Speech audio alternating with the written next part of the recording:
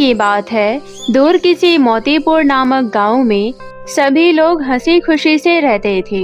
पूजा की मां की मृत्यु होने के बाद पूजा अकेली ही रहने लगी, जिस वजह से दीपक ने अपनी बेटी के लिए उसने शीला नाम की लड़की से शादी करी, जिसकी एक प्रिया नाम की बेटी थी।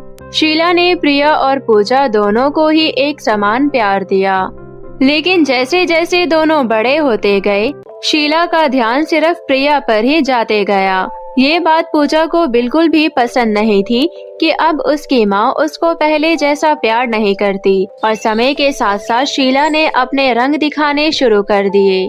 हर सौतेली माँ की तरह शीला ने भी पूजा के साथ सौतेला व्यवहार करना शुरू कर दिया, और साथ साथ प्रिया भी पूजा को पसंद नहीं करती थी। शीला सिर्फ अपनी बेटी प्रिया से ही प्यार करती, और बेचारी पूजा को समय पर खाना भी नहीं देती, और हमेशा ही उसे काम न करने पर ताने मारती रहती। पूजा बहुत ही अच्छे और ईमानदार स्वभाव की लड़की थी, लेकिन प्रिया अपनी माँ की तरह ही बहुत घमंडी और लालची थी, और हर सौतेली माँ तो सौतेली ही होती है।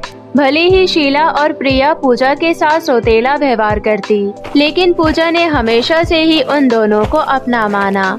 इतने अत्याचार करने के बाद भी आज तक पूजा ने कुछ नहीं कहा, लेकिन फिर भी उसे दिल से बहुत बुरा लगता कि उसकी सौतेली बहन और सौतेली माँ उसके साथ ऐसा क्यों कर रही है। शीला पूजा से काम करवा रही थी, यहाँ तक तो ठीक था, लेकिन अब शीला पूजा से ज्यादा काम करवाने लगी और उसको 2 दिन में एक बार ही खाना देती, वो भी अगर काम पूरा होता तब। और प्रिया का क्या था, वो अपनी जिंदगी में बहुत मजे कर रही थी और बहुत ही खुशी से रह रही थी।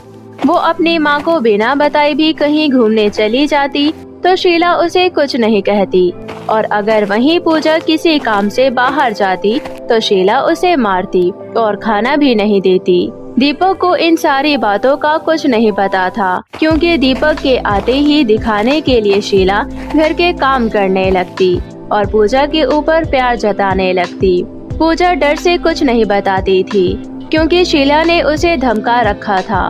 अब वो यही सोचती थी कि इससे अच्छे तो वो अकेली ही रहती, क्योंकि उसकी सौतेली माँ के आने से उसके ऊपर बस अत्याचार ही हो रहा था।